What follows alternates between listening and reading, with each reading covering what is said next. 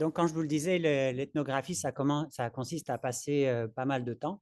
Donc là, j'ai passé 5 ans entre 2017, vous voyez, là, c'était mon premier jour sur le terrain, en 20 214. Non, non, c'était en 2017, pardon. C'était mon premier jour et jusqu'en 2022 à peu près. Et à ce moment-là, j'ai arrêté de prendre des notes pour pouvoir regarder ce que j'avais collecté. Le problème de l'ethnographie, c'est que quand on est dans le terrain, on prend beaucoup de notes, on observe et on n'a pas le temps de réaliser ce qu'on est en train d'engranger. Donc, il faut du temps après pour digérer tout ça. Une autre caractéristique de l'ethnographie, c'est qu'on ne sait pas ce qu'on va trouver sur le terrain. Les gens qui partent sur le terrain avec des hypothèses fortes, en général, ce n'est pas des très bons ethnographes parce qu'ils savent déjà ce qu'ils vont trouver. Mais on peut avoir quand même des ambitions, des envies. On cherche quand même des choses sur le terrain. Et donc, moi, j'avais l'impression, en allant dans cette mobilisation, que j'avais en face de moi une mobilisation qu'on pourrait appeler juste de mon point de vue, c'est-à-dire dont les revendications sont facilement compréhensibles et justifiables, mais aussi qui est très ouverte et publique, on pourrait le dire. Et donc, ça m'intéressait, cette combinaison, j'allais dire, de justice ou justesse et de publicité, hein, parce que je me disais que en même temps, les revendications du groupe qui demandaient à l'époque l'annulation donc du plus grand centre commercial, et on va y venir, hein, d'Europe, et l'annulation d'une zone d'aménagement concerté de 300 hectares, c'était quand même des demandes assez radicales. Et comment on pouvait être à la fois, d'une certaine manière, consensuel et radical en même temps? C'était un peu ça ma question. Et donc, je me disais qu'il y avait peut-être là quelque chose, ou ça c'est après coup que je me suis dit qu'il y avait peut-être dans ce terrain quelque chose de l'ordre de ce que Eric Olin Wright, qui est un sociologue américain, appelle une utopie réelle, c'est-à-dire une façon de penser une autre société, mais en le faisant, c'est-à-dire pas en l'imaginant, en la faisant. Et je vais essayer de vous expliquer ce que ça pourrait être, cette idée, cette utopie réelle. Alors, dans l'annonce du séminaire, là, je l'ai appelé, qu'est-ce que je l'ai appelé Oui, mais je l'ai appelé, je ne sais plus, libéralisme radical ou démocratie en acte. Je pense que je vais plutôt l'appeler, je change tout le temps parce que je n'arrive pas à trouver les termes, mais peut-être vous allez m'aider là-dessus. Je l'ai appelé plutôt une démocratie écologique radicale. Voilà. Alors, on va arriver à ça. Donc, pour vous raconter comment je suis arrivé à ça, moi, j'utilise, et dans le livre que je suis en train d'écrire là sur cette mobilisation, j'utilise ce que j'appelle des scènes ethnographiques. C'est-à-dire que parmi toutes les notes que j'ai prises, et j'ai fait un tableau avec toutes mes notes, il y en a, je ne sais plus combien, 6000, j'en ai choisi une vingtaine que j'ai choisi de décrire, des situations que j'ai choisi de décrire et qui me permettent d'analyser par des descriptions ethnographiques, de comprendre, de passer de ce qu'on appelle du comment au pourquoi, de comment les gens font ce qu'ils font à pourquoi ils font ce qu'ils font. Et en essayant de décrire ces scènes, j'essaye d'arriver comme ça à ce que j'appelle une histoire naturelle de la mobilisation. Alors, l'histoire naturelle, c'est un concept en sociologie, hein, de l'écologie urbaine à l'américaine, qui consiste non pas à faire ce que j'allais dire un schéma de comment les mobilisations se déroulent en général, mais plutôt qui essaye d'analyser justement les pourquoi et comment d'une mobilisation, c'est-à-dire toutes ces étapes importantes par lesquelles elle est passée. Voilà, donc je vais essayer de vous raconter cette histoire. Alors, la première chose en ethnographie dont on parle, c'est l'accès au terrain. Et alors moi, je cherchais une mobilisation, je n'avais pas envie de passer trop de temps à l'intérieur, j'avais envie d'un espace extérieur un peu pour une fois, parce que je sortais d'un travail où j'avais j'ai étudié une ligne de métro à New York, donc c'était un peu dedans, quoi. Là, j'avais envie d'être dehors, et donc j'ai découvert cette lutte-là, cette mobilisation. J'étais à la première fête des Terres de Gonesse, donc le 25 mai 2017, et je me suis retrouvé avec environ 500 personnes. Il y en a eu peut-être 1000 en tout dans la journée. 500 personnes à un moment donné, dans ces champs-là, au milieu de nulle part. Alors, quand je dis au milieu de nulle part, ce n'est pas tout à fait nulle part.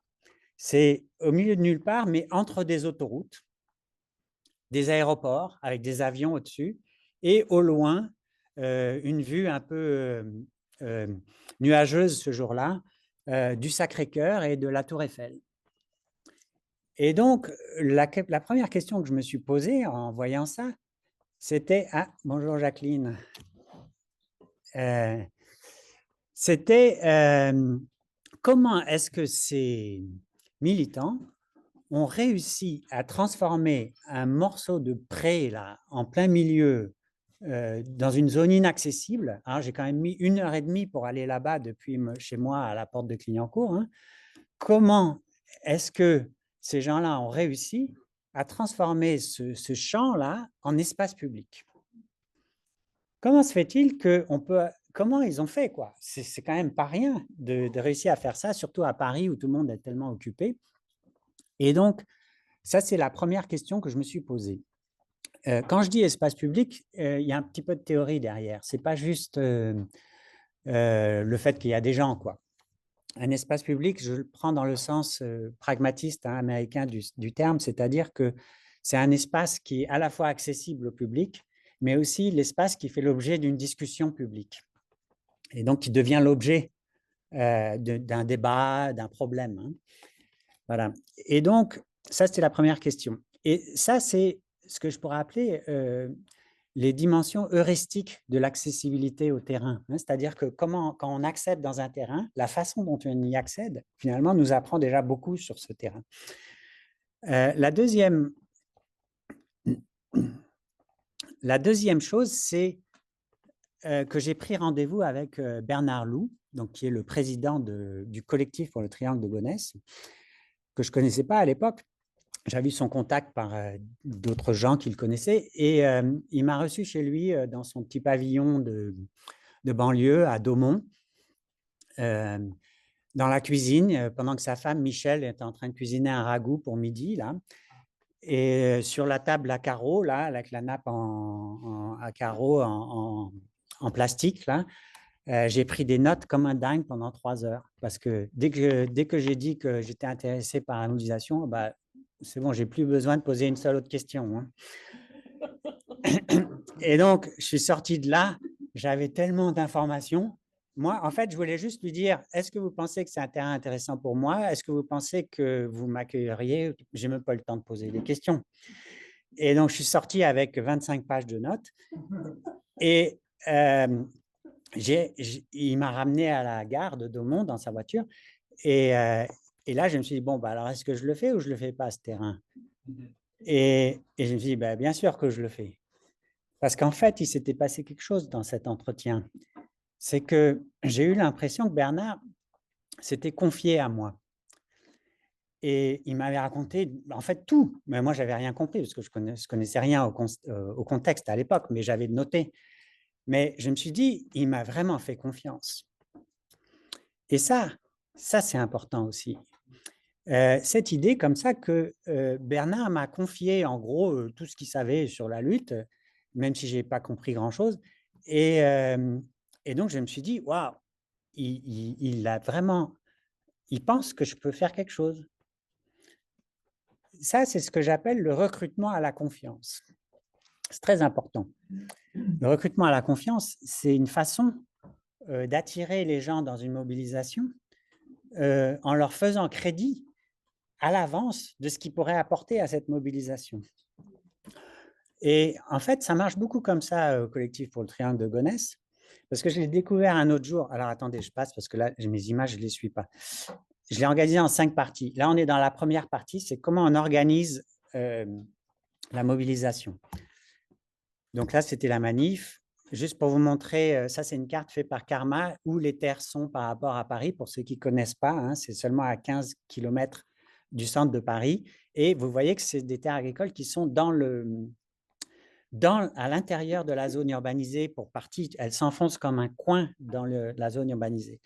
Si elles sont encore non construites aujourd'hui, c'est parce qu'elles font l'objet d'un plan d'exposition au bruit qui les interdit au logement à cause des aéroports de Roissy et du Bourget qui les encadrent. Bon, on reviendra là-dessus. Donc voilà, Bernard, que je rencontre, il a 72 ans à l'époque. Et donc Bernard, c'est typique de ce qu'on appelle un hussard de la République. C'est un enfant d'instituteur de village du sud-ouest de la France, qui a fait les scouts, qui est le premier de sa génération à faire des études et qui finit par une licence de maths. Mais avant, il a une licence de maths à Toulouse et puis après, il devient ouvrier de métallo parce qu'il est objecteur de conscience, il ne veut pas faire le service militaire. Et bon, il finit par être prof de collège dans la banlieue nord de Paris. C'est aussi un grand militant écologiste. Voilà, c'est un type de portrait qu'on a assez souvent dans cette mobilisation. Ça correspond un peu à un stéréotype des militants qu'on peut avoir dans ce genre de lutte. Donc voilà, Bernard qui me fait confiance. Et donc un autre jour de l'été, là où on faisait du jardinage dans le petit terrain que vous avez vu, Bernard rencontre une photographe qui vient là parce qu'elle est intéressée. Et puis, on prend le RER pour rentrer ensemble. Et dans le RER, la photographe me dit « Wow, Bernard, il est incroyable, il m'a raconté sa vie, il a fait des trucs dingues, il a bloqué une autoroute. » Vous savez que Bernard, il a bloqué l'extension de l'autoroute A16. Bon, pas tout seul, évidemment, mais c'est un de ses faits d'armes. Il dit « Il a bloqué une autoroute. » J'ai dit « Ah ouais, il t'a raconté tout ça ?» Moi, je croyais qu'il m'avait fait une faveur quand il m'avait raconté. Mais en fait, il raconte à tout le monde. C'est là que j'ai compris le recrutement à la confiance. C'est que ce n'est pas qu'avec moi, en fait. C'est avec tout le monde. Tous les gens qui s'intéressent, il leur dit « Ah ouais, ouais. » Et puis, il dit oh, « Putain, après, il faut que je fasse quelque chose. » Quoi. Voilà, c'est ça. Ça, c'est parce que la confiance, en fait, elle a une dimension très importante qui est une dimension normative. C'est-à-dire que quand on fait confiance à quelqu'un, en fait, on pose sur les épaules de cette personne des attentes auxquelles il faut que cette personne réponde pour être digne de cette confiance. Et donc, on pense souvent à la confiance plutôt comme à ces dimensions cognitives, c'est-à-dire qu'il faut savoir un certain nombre de choses avant de pouvoir faire confiance à quelqu'un. On ne peut pas faire confiance complètement a priori. D'accord ? Mais en l'occurrence, là, ici, c'est une confiance a priori, c'est-à-dire qu'on n'a pas besoin de savoir. Il ne m'a pas demandé, Bernard, pour quel parti politique je votais, si je pensais que sa lutte était juste, tout ça. Non. Par contre, il a bien vu que j'étais sensible aux arguments que la lutte avait déployés au cours du temps pour se justifier auprès du public. Et ça, c'est l'enquête. J'appelle ça l'enquête. Et quand je vais à la fête là, que vous avez vue au début, en fait, l'enquête, elle est déjà bouclée. C'est-à-dire qu'il y a eu la commission du débat public en 2016, toute la lutte, elle a déjà toute une histoire. Et tous les militants que je rencontre, ils savent m'expliquer pourquoi ils sont là et quelles sont les bonnes raisons pour lesquelles ils sont là. Que, par exemple, le centre Europa City, on va y arriver, le centre Europa City, il n'est pas... c'est un centre commercial de plus, quoi. Alors qu'il y en a déjà plein dans le quartier. Il y a Aéroville au Paris Nord 2, enfin, on ne sait plus quoi en faire. Les terres agricoles, elles sont de très bonne qualité. Enfin, tout ça, ça a été déjà enquêté. Et en fait, c'est celle-là, les dimensions cognitives de la confiance. Ce n'est pas de savoir des choses sur les gens, c'est de savoir des choses sur les raisons pour lesquelles les gens se mobilisent. En fait, ces raisons pour lesquelles les gens se mobilisent sont des valeurs morales, représentent un certain nombre de valeurs morales qui sont bien plus importantes que de savoir pour qui on vote ou si on est le fils d'un maréchal ferrant ou d'un médecin. Vous voyez ce que je veux dire ? C'est ça, les dimensions cognitives. Donc, les dimensions cognitives ne sont pas, à vrai dire, personnelles. C'est ça qui est important. Bon, bref, je reviendrai. La première scène à laquelle j'ai été confronté ou que j'ai choisi de me confronter, c'était le vote du PLU, la révision du PLU de Gonesse en septembre 2017. Donc, je ne sais pas si vous savez tous ce que c'est qu'un PLU. Donc, le PLU, c'est le plan local d'urbanisme. Le plan local d'urbanisme, c'est le plan qui décide, c'est une carte hein, qui décide où est-ce qu'on peut construire, où est-ce qu'on ne peut pas construire. Et notamment, dans le plan d'urbanisme, il y a des zones qu'on appelle zone A, c'est-à-dire agricoles, sur lesquelles on ne peut pas construire. Et il y a des zones U, urbanisées. Et là, l'enjeu de ce vote du PLU, c'était de transformer les zones A du triangle de Gonesse, zone agricole, en zone AU, c'est-à-dire en zone A urbanisée.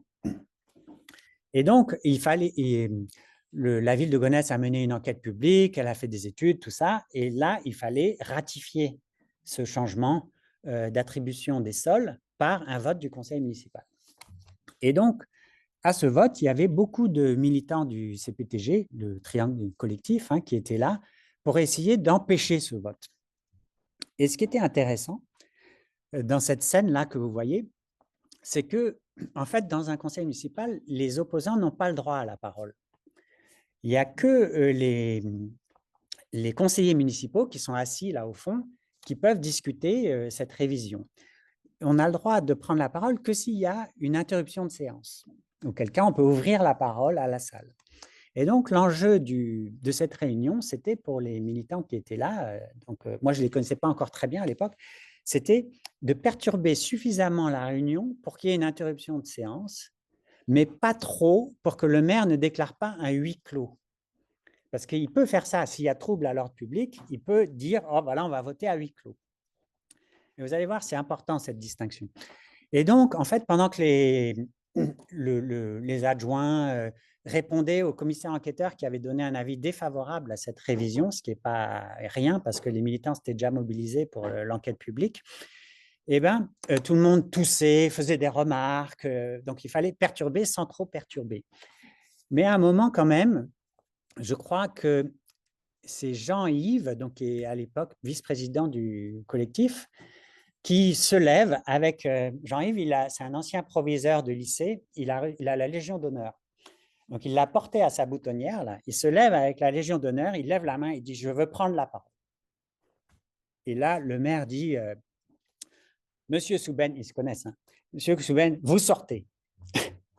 Et alors là, il y a Xavier Renou qui était là, les désobéissants, qui s'est accroché aux jambes de Jean-Yves, et Pierre Cerne, qui était conseiller régional à l'époque, qui a dit « Si vous le sortez, vous me sortez aussi ».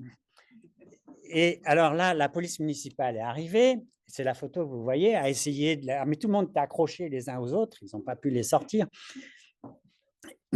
Et bon, il y a eu tout un... Voilà, il s'est passé plein de choses, je ne vous raconte pas tout, mais au fur et à mesure, bon, à bout d'un moment, là, ils ont essayé de faire venir la police nationale qui était dehors, mais ils ont refusé parce qu'ils n'ont pas le droit d'entrer dans une arène politique. Mais bon. Et donc, au bout d'un moment, ça s'est calmé.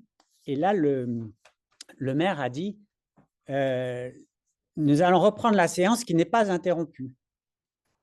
C'est intéressant comme phrase. C'est ça qui est intéressant dans ces scènes ethnographiques, c'est que vous voyez qu'il se passe des choses un peu bizarres. Et tout ça, en fait, ça tournait autour d'une chose que j'ai comprise quand j'ai tapé mes notes, qui était de qui avait la plus forte légitimité dans cette histoire.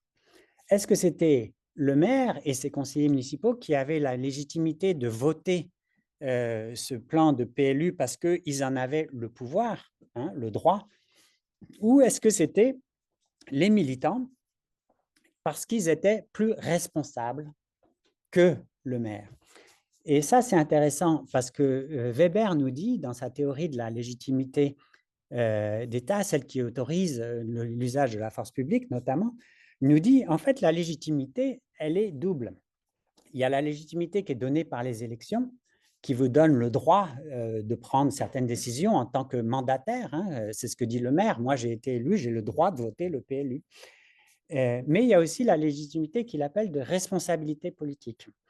Celle-là, c'est l'obligation que les élus ont à rendre des comptes à leurs administrés, c'est-à-dire à justifier leur politique de façon politique et non pas seulement en disant « j'ai le droit de le faire, donc je le fais ».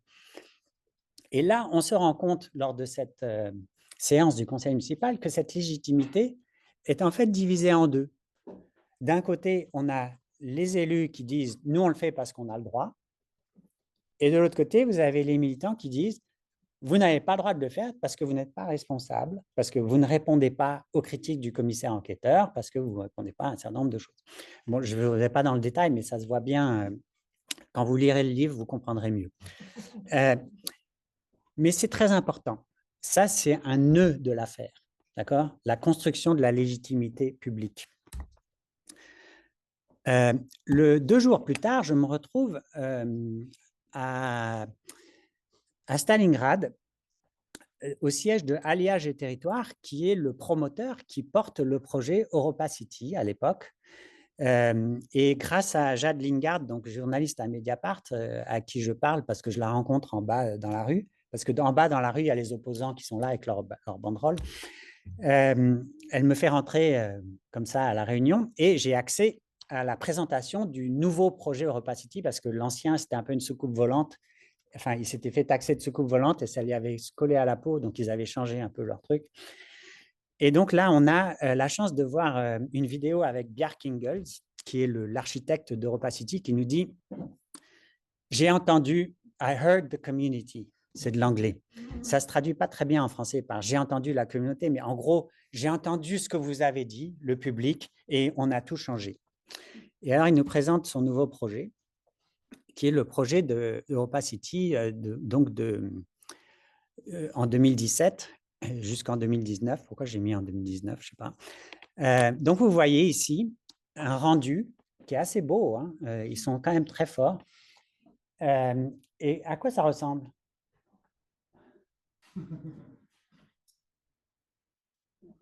On dirait un parc. En fait, il faut faire attention parce que sous le parc, là, ici, tout ça, là, il y a 10 étages de bâtiments, en fait. D'accord? Ils ont glissé les bâtiments sous la verdure. C'est quand même très fort graphiquement. Alors, plus près, voilà ce qu'on voit, c'est un grand lac avec des vagues hein, sous lesquelles on a glissé les bâtiments. Et dedans, il y a donc un parc aquatique. Il y a aussi une piste de ski sous hangar. Je reprends l'expression d'Alice. Donc, un parc des neiges, voilà. Et tout ça, en gros, 250 000 mètres carrés de commerce, hein, ça en ferait, c'est-à-dire, si vous mettez ensemble les 4 temps à la Défense, vous voyez les 4 temps à la Défense, le grand centre commercial, et le Val d'Europe à peu près à Marne-la-Vallée, vous les mettez ensemble, ça fera à peu près ça, quoi. Donc, le plus grand centre commercial d'Europe. Et le concept qui nous explique ce jour-là, les journalistes sont là, et ils posent pas mal de questions, et on finit par comprendre que leur concept, c'est ce qu'ils appellent le marketing expérientiel. Alors, vous avez déjà entendu parler de ça? C'est un truc bizarre. C'est-à-dire que le groupe Auchan, qui porte le projet Europa City, il est en train de perdre de l'argent. Ces grandes surfaces ne marchent plus bien. Et alors, ils ont commencé par faire un peu d'animation dans les centres commerciaux. On a appelé ça le retailtainment en anglais. C'est-à-dire on s'amuse en faisant du shopping. Mais là, on est à la phase supérieure. C'est-à-dire que là, on invente un nouveau concept dans lequel on va avoir une expérience. C'est le mot-clé. On va avoir une expérience. Et quand on aura cette expérience dans la piste de ski, là, par exemple, en descendant la piste de ski, eh bien, cette expérience sera enregistrée par les capteurs divers et variés, le téléphone portable de la personne qui descend, là. Et quand elle arrivera en bas des pistes, elle dira « Oh, j'ai admiré vos courbes, pourquoi est-ce que vous ne considériez pas cette nouvelle paire de Nike ?» Voilà, sur le téléphone, par exemple. Et l'idée, c'est que, en fait, cette expérience soutienne un certain nombre d'achats à venir. D'accord? Par exemple, pendant la réunion, le directeur commercial d'Europa City nous a expliqué, c'est un peu comme le showroom de Citroën sur les Champs-Élysées. Personne n'achète une voiture sur les Champs-Élysées. Mais quand on va faire du tourisme et qu'on descend les Champs-Élysées, on voit le showroom de Citroën, on se dit, ah, peut-être que plus tard, quand je serai rentré chez moi à Vesoul, j'achèterai une Citroën, ça me rappellera ma descente des Champs-Élysées. Vous voyez ce que je veux dire? Et donc, l'idée, c'est de créer un besoin qui sera réactualisable plus tard par l'achat en ligne. Voilà. Ce qui est important à comprendre dans cette idée-là de l'expérience commerciale, c'est que il y avait en fait là la plus grosse vulnérabilité du projet EuropaCity. Et cette vulnérabilité, c'était que pour que ça marche, il fallait que le centre EuropaCity ait la meilleure réputation possible. Ben oui, parce que sinon, l'expérience est un peu diminuée, vous comprenez. Ce n'est pas la Tour Eiffel non plus, on est à Gonesse, quoi. Donc, voilà. Donc, ce que j'ai compris aussi, c'est que les militants, eux aussi, ils travaillent sur l'expérience, mais d'une façon un peu différente. Et là, par exemple, une des initiatives qui avait commencé en 2017, c'était de cultiver des légumes dans ce petit terrain dans lequel on a fait la fête auparavant, là. Et une des raisons de les cultiver, c'est non seulement pour voir que c'est faisable, c'est possible, hein, ce n'est pas seulement une plaine céréalière, ça peut être aussi des légumes, mais aussi d'emmener ces légumes à la place de la République. Donc ça, c'est un mois plus tard, après les réunions, là, pour une soupe populaire, pour distribuer la soupe des légumes cultivés dans le Triangle aux Parisiens. Et faire réaliser à ces Parisiens que oui, c'est possible, on peut manger des légumes qui ont été cultivés autour de Paris. Et donc, une façon de reconnecter la ville à l'agriculture. Ce qui est intéressant, c'est que cette reconnexion, elle se passe par différentes dimensions de l'expérience. La première dimension, j'allais dire, c'est une dimension interactive, c'est-à-dire qu'on discute lors de cet événement, les gens rencontrent les militants et disent ah, pourquoi vous faites ça, tout ça, et donc il y a un échange de points de vue. Ça, c'est une dimension interactive de l'expérience qui, par exemple, n'existe pas dans le marketing expérientiel. C'est une première chose, que le marketing expérientiel, c'est une expérience assez pauvre, en fait, comparée à celle-là.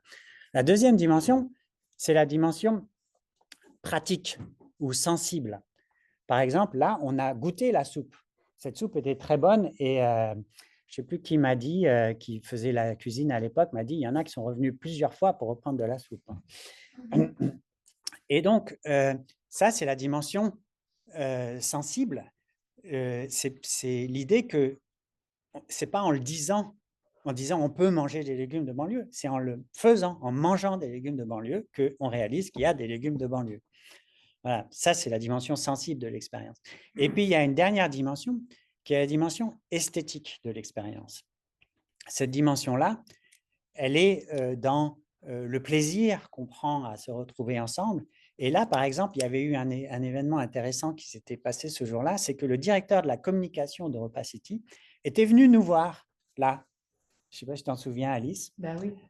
Et il avait essayé, avec ses lunettes remontées comme ça sur son front, là, il avait essayé, il était de bonne foi, je crois, hein, il avait essayé de venir nous convaincre qu'en fait, on était d'accord, que lui aussi, il protégeait les terres agricoles et tout, et qu'on n'avait pas de raison de s'opposer. Mais il s'était fait moquer par tout le monde. Et je me souviens que j'avais essayé de lui apporter un verre de soupe pour qu'il voit que lui aussi, il a une expérience. Il a démissionné peu de temps après. Et alors, oui, il a dit, quand il a vu le verre de soupe, il a dit, mais on peut pas parler avec vous, puis il est parti, quoi. Et un mois après, il a démissionné. Il y avait un truc dans la soupe. Il ne l'a pas goûté, il ne l'a pas vu, lui, il ne l'a pas vu.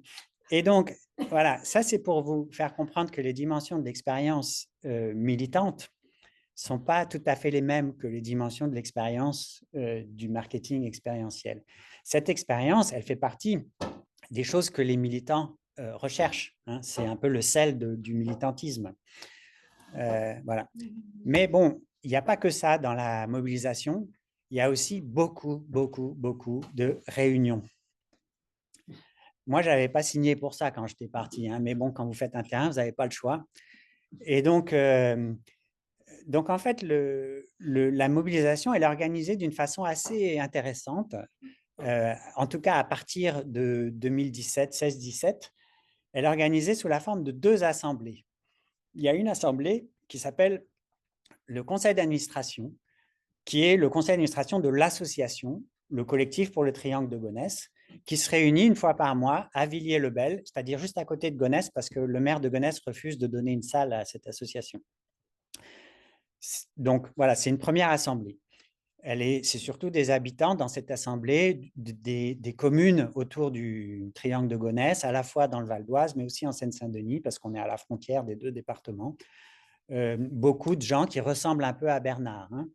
Il y a deux générations, je dirais. Il y a les retraités comme Bernard, et puis il y a ceux qui travaillent encore, qui sont plutôt d'âge moyen. Voilà, bon, je n'ai pas le temps d'aller dans le détail de cette sociologie. Mais... Et puis, il y a la deuxième réunion, qui est la réunion de la convergence. Cette réunion, elle se passe à la Bourse du Travail à Paris. Elle a eu différents lieux de réunion, mais elle s'est finalement stabilisée à la Bourse du Travail à République, et le mercredi soir, et elle est ouverte à toutes les personnes intéressées. Voilà. Et c'est une autre réunion qui a aussi lieu une fois par mois, à 15 jours d'intervalle avec la première, et à laquelle viennent aussi des membres du CA, mais d'autres gens. Là, il y a une population un peu plus variée dans cette convergence. Et donc, à raison de 2 réunions par mois pendant 10 ans à peu près, enfin, vous voyez que ça en fait. Hein, là, moi, j'ai totalisé entre 2014 et 2021, vous voyez, 94 réunions du CA, 80 réunions de la convergence. Et à chaque fois, ces réunions, elles servent à expliquer à des nouvelles personnes pourquoi on est là, pourquoi on se mobilise, tout ça, mais aussi à les engager pour préparer des événements. Et vous voyez que chaque année, il y a eu un certain nombre d'actions qui ont été organisées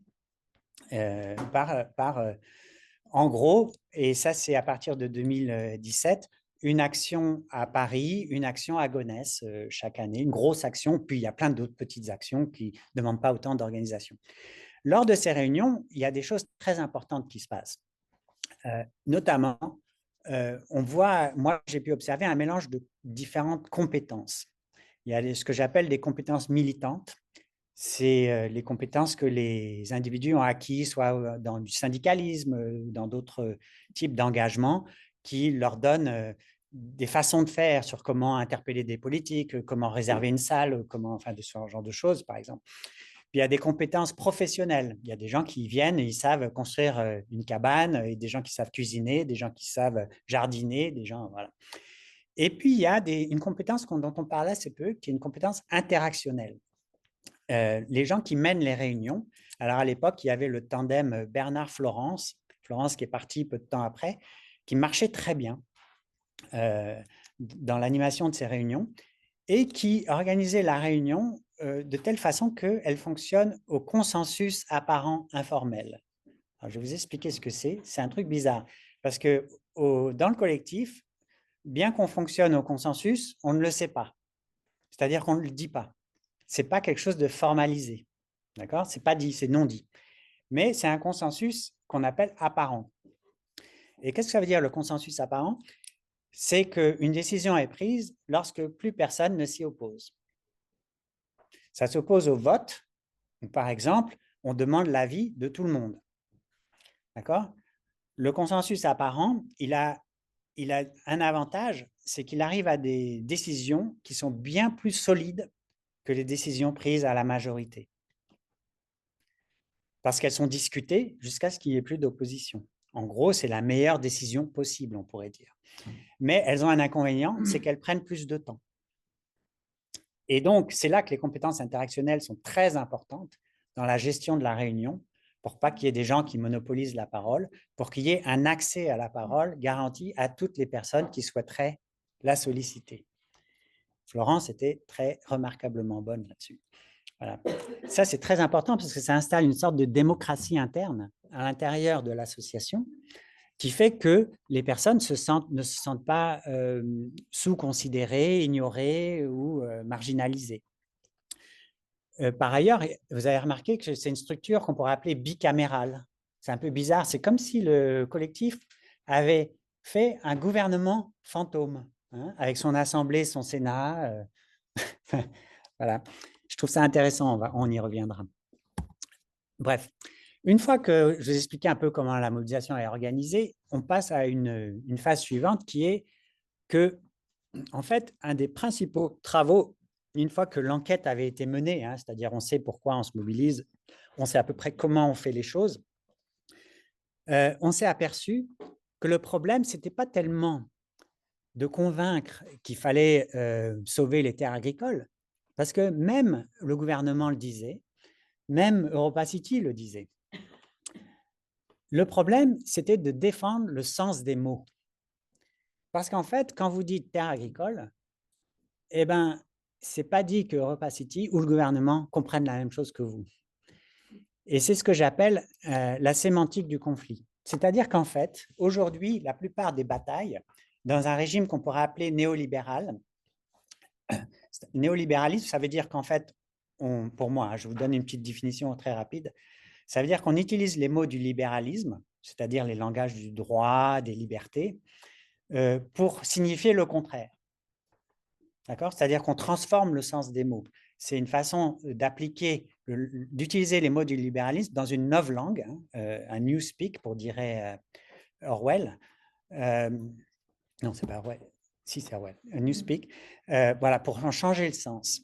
Et donc, une bonne partie de la mobilisation, le travail de la mobilisation, c'est de lutter pour le sens des mots. Et je vais vous montrer comment ça se passe.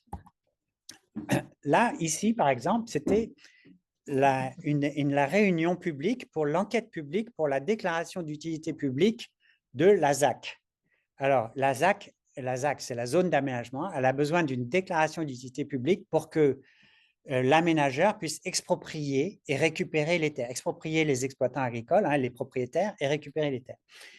Et il y a une enquête publique qui est menée par un commissaire enquêteur qui est nommé par le tribunal administratif. Et ce commissaire enquêteur, il a différentes arènes dans lesquelles il rencontre le public. Une des arènes, c'est la réunion publique.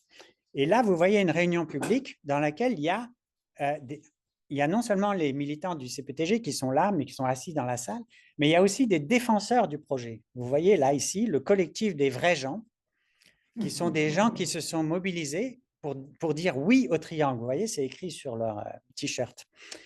Et ce qui est intéressant, c'est qu'on se rend compte lors de cette enquête publique que ces gens-là qui disent oui au triangle, ils n'ont pas du tout la même conception du public que les militants du CPTG. Eux, quand ils disent le public, ils disent nous, les vrais gens, c'est-à-dire nous, les habitants du territoire, c'est nous le public, c'est nous qui décidons ce qui est bon pour nous. Donc, ils ont une conception du public restreinte à un territoire local, ce qu'on pourrait appeler en sociologie WIMBY. Je ne sais pas si vous avez entendu parler du NIMBY, Not in my backyard. Le WIMBY, c'est Welcome in my backyard. D'accord ? Donc, c'est une conception particulière, mais qui est aussi une conception qu'on pourrait dire suffragiste, au sens où si la majorité localement dans ce territoire dit oui, alors c'est oui. À l'opposition, vous avez les militants du collectif pour le Triangle de Gonesse qui sont dans la salle, pour qui le public est bien plus large que ça. Pour eux, ce projet est national, régional, voire national, ça concerne tout le monde. Et donc, Jacqueline Lortivois, qui avait obtenu la parole lors de cette présentation publique, avait insisté là-dessus d'ailleurs, avait dit ce n'est pas un projet local, c'est un projet régional, voire national. Il n'y a pas de raison pour laquelle nous, on n'aurait pas aussi droit au chapitre, voix au chapitre. Conception plus large. Mais aussi une conception, j'allais dire, qui n'est pas censitaire, c'est-à-dire qui n'est pas au nombre de votes, qui est une conception sur la qualité des arguments, comme la décision au consensus dont je parlais tout à l'heure.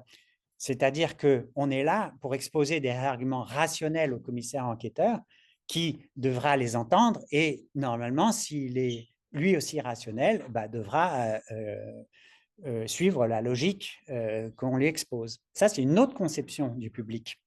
C'est une conception que j'allais dire pragmatiste du public, deweyenne du public, c'est-à-dire le public, c'est tous les gens qui sont directement ou indirectement concernés par cette question. Et puis, il y a la troisième conception, qui est celle du commissaire enquêteur lui-même.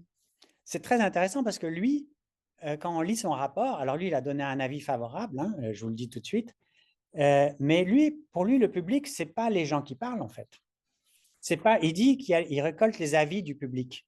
Mais en fait, ce n'est pas ça qu'il fait. Ce qu'il fait, c'est que lui, il conseille le public. D'accord ? Le commissaire public, il porte son nom. Un commissaire enquêteur, avant, il s'appelait commissaire public, ces gens-là.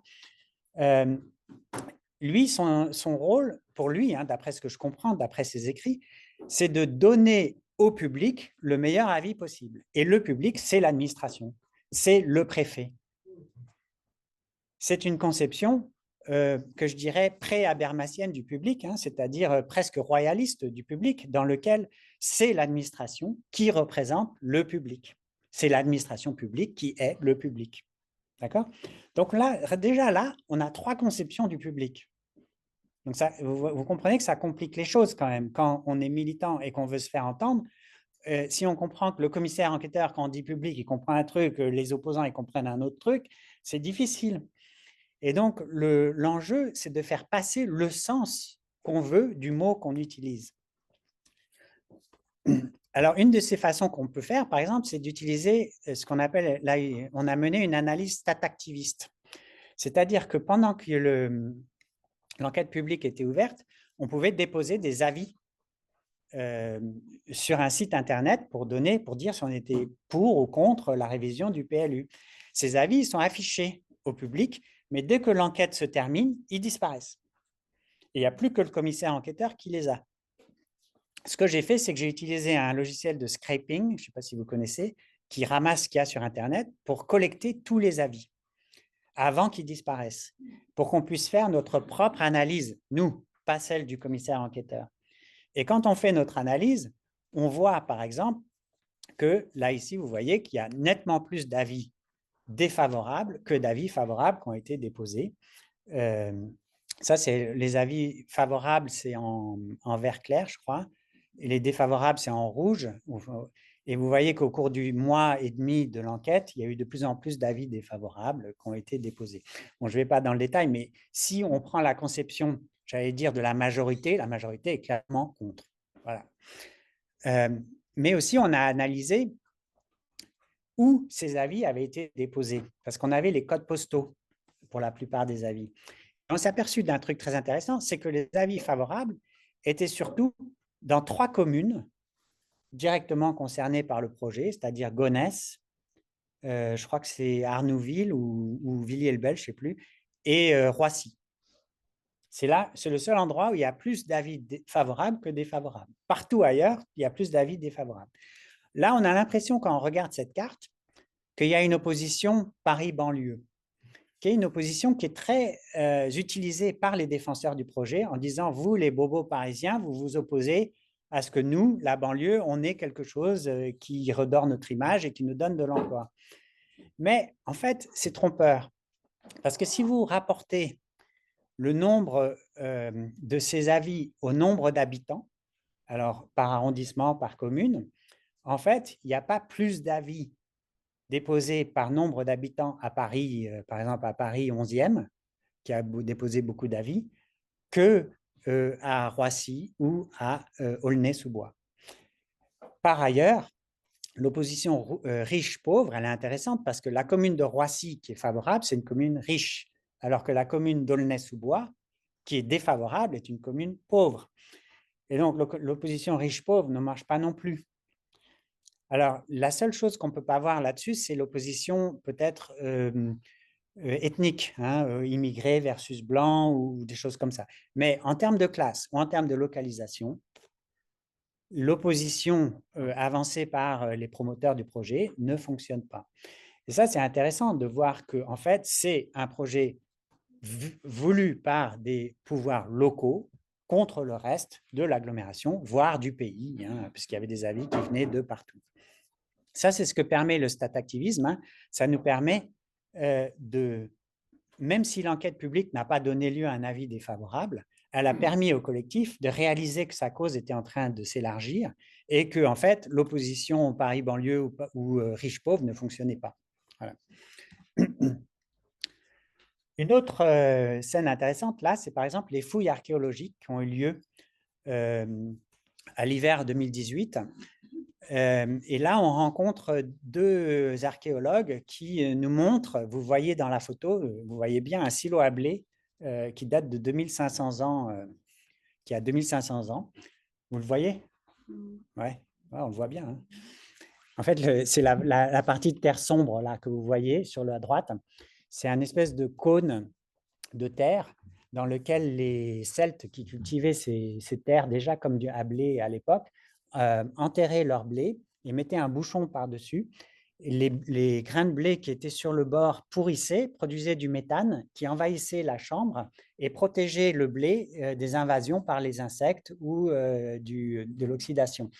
Et donc, ils pouvaient garder le blé comme ça pendant 10 ans sans l'utiliser, mais par contre, quand ils ouvraient, il fallait l'utiliser tout d'un coup. Ce que ça veut dire, c'est que ces terres-là sont cultivées pour de la céréale depuis plus de 2500 ans. C'est intéressant parce que ça nourrit une conception des terres agricoles qui est celle que les militants ont et qui est que ces terres sont un patrimoine, qu'elles sont la raison pour laquelle Paris est où est Paris aujourd'hui en premier lieu. C'est-à-dire qu'il y avait tout autour de Paris des terres suffisamment fertiles pour nourrir la croissance de cette ville. Aujourd'hui, paradoxalement, on est en train de détruire les terres qui ont nous permis la croissance de la ville. Vous voyez ça. Alors, bon, ça, je ne vais pas en parler.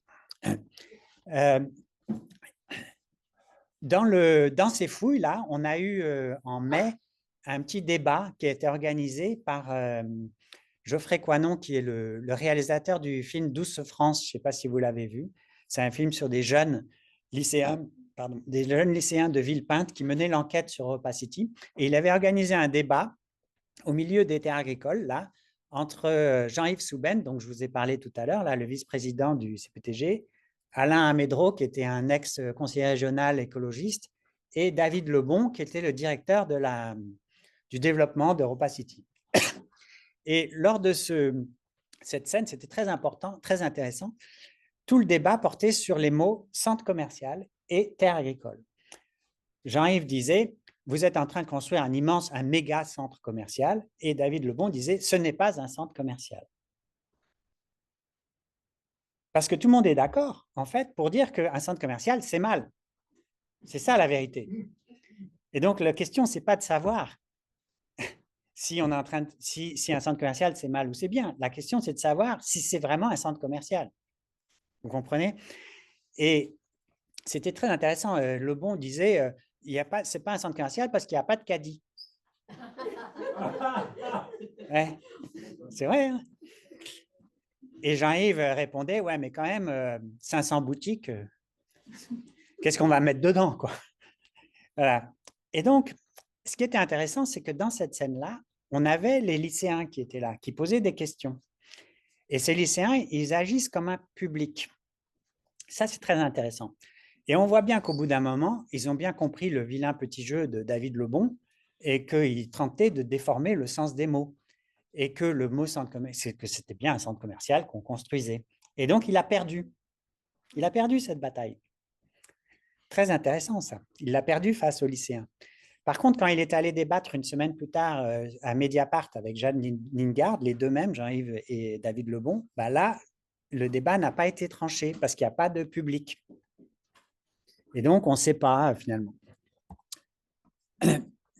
Une autre façon de définir le sens des terres agricoles, c'était lors de la deuxième fête des terres.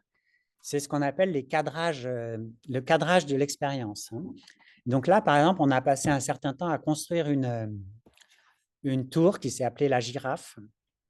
Il y a eu tout un débat pour savoir comment on l'appellerait. On avait dit qu'on l'appellerait le Belvédère et finalement, tout le monde l'a appelé la Girafe. C'est pour dire que les décisions prises au consensus, des fois, ça ne marche pas. Mais bon.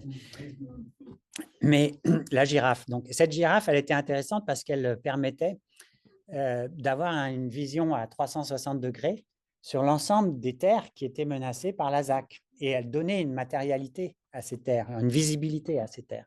Parce que quand on est dans les terres, on ne voit pas le périmètre. Donc, ça, c'est ce que j'appelle les cadrages militants. Il y a tout un travail de cadrage dans l'organisation militante. Hein. Il s'agit souvent de cadrer les choses pour faire que les visiteurs, là, les milliers et quelques de personnes qui sont venues lors de cette deuxième fête, perçoivent les terres militantes comme les militants, les terres agricoles, comme les militants veulent qu'on les perçoive. Voilà. Il y a eu aussi donc l'établissement public foncier de la région Île-de-France, qui est propriétaire de ce petit terrain jardiné là, que je vous ai montré. Il a fait un procès contre le CPTG pour évacuer les légumes, pour une éviction, parce qu'on n'a pas le droit d'être là. Et donc, dans ce procès, j'ai pu voir là aussi qu'il y avait différents sens des terres agricoles pour donc, le sens des terres agricoles pour les militants, vous l'avez compris, donc c'est un patrimoine commun. Mais par contre, pour les aménageurs, j'ai compris en lisant leur mémoire et en voyant leur plaidoirie au tribunal que ce n'était pas ça du tout. Les terres agricoles, c'est une propriété privée. Une propriété privée, ça a l'avantage dans le Code civil français d'être quelque chose dont on a la jouissance absolue. Hein, c'est ça le Code civil, c'est-à-dire qu'on peut le détruire, le vendre, en faire ce qu'on veut. C'est donc une marchandise, autrement dit.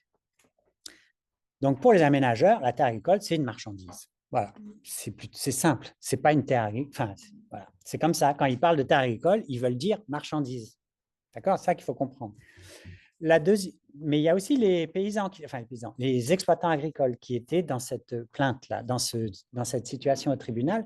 Et pour eux, c'était plus compliqué, les terres agricoles. Mais il y a deux sens que j'ai compris qui ressortent. Le premier, c'est que c'est un droit d'usage. Une terre agricole, en général, elle est gérée soit par l'exploitant en est propriétaire, c'était les diapos là que je ne vous ai pas expliqué, pardon, avant là, mais soit on est propriétaire, soit il en est fermier, c'est-à-dire qu'il a un fermage sur les terres, qui a un bail à long terme, qui est quasiment équivalent à de la propriété. Et en fait, ce que garantit ce fermage ou cette propriété, c'est ce qu'on appelle un droit d'usage, c'est-à-dire la garantie de pouvoir choisir ce qu'il peut planter, récolter les fruits de son travail. Il peut même le prêter, le sous-louer, enfin des choses comme ça, l'échanger. Ça, c'est la première chose. Mais pour la plupart de ces exploitants, surtout quand ils sont propriétaires fonciers, les terres sont aussi ce que j'appelle une réserve foncière, c'est-à-dire un capital. Parce que lorsqu'ils partent à la retraite, en fait, ils savent que si ces terres vont être urbanisées, elles vont se vendre 10 fois le prix de la terre agricole. Et ça, j'ai fait une petite étude là-dessus, je n'ai pas le temps de vous expliquer. Mais en gros, l'hectare agricole, là, qui est de très bonne qualité, on obtient environ 100 quintaux de blé à l'hectare sans arrosage, 120 quintaux de maïs à l'hectare sans arrosage, c'est remarquable, d'accord? Sans arrosage, il faut savoir que le maïs, c'est une plante très gourmande en eau. Là, il n'y a pas besoin d'arrosage, je ne vous explique pas, parce que le sol est très bon. Bref, ces terres, elles valent 10 000 € l'hectare, à peu près, j'arrondis. C'est les plus chères en céréales en France, d'accord? Mais quand elles sont expropriées par l'aménageur pour construire, elles sont expropriées à 100 000 € l'hectare, 10 fois le prix.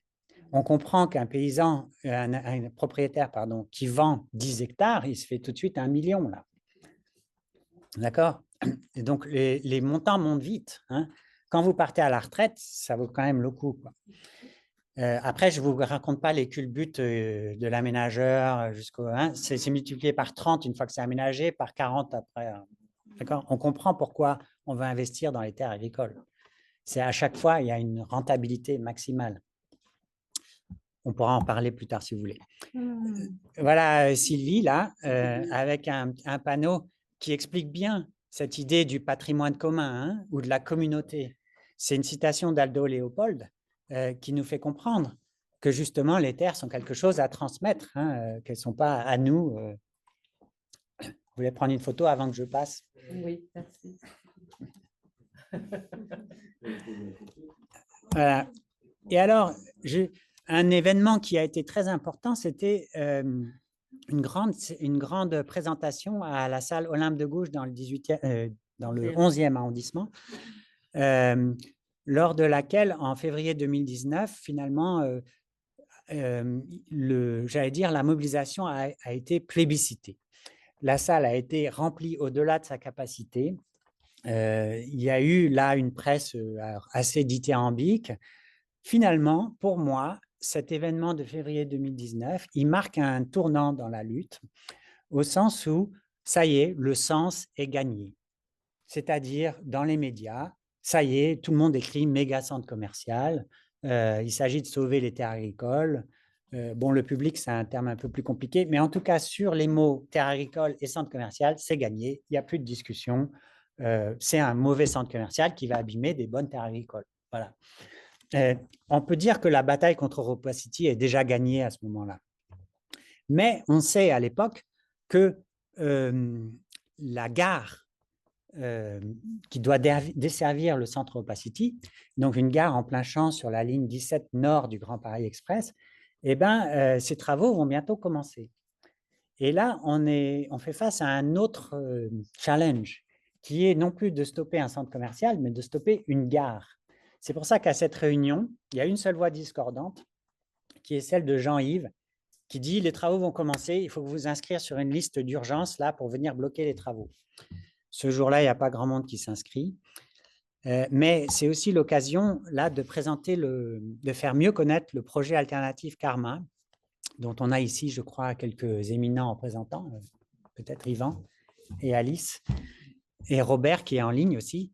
Donc, pour moi, une des choses les plus intéressantes dans ce contre-projet, c'est qu'ils peuvent permettre à la mobilisation de ne pas paraître pour celle qui s'oppose à tout, qui a aussi quelque chose à proposer, donc qui n'est pas une éternelle opposante, hein, qui est la position dans laquelle les promoteurs du projet essayent de la mettre, mais qui est aussi un projet qui est en lui-même intéressant, qui s'oppose non seulement à l'aménagement urbain, mais aussi à l'agriculture industrielle telle qu'elle existe sur le site. Et là, je ne vous explique pas le projet Karma, mais en gros, l'idée, c'est d'avoir une agriculture qui soit non seulement qui prenne soin de l'environnement agricole, mais en plus qui soit à destination locale et qui fonctionne de façon circulaire. Voilà. Partie 3, une fois qu'on a gagné la bataille des mots, eh ben, ça ne suffit pas encore pour gagner, il faut quand même faire monter la pression.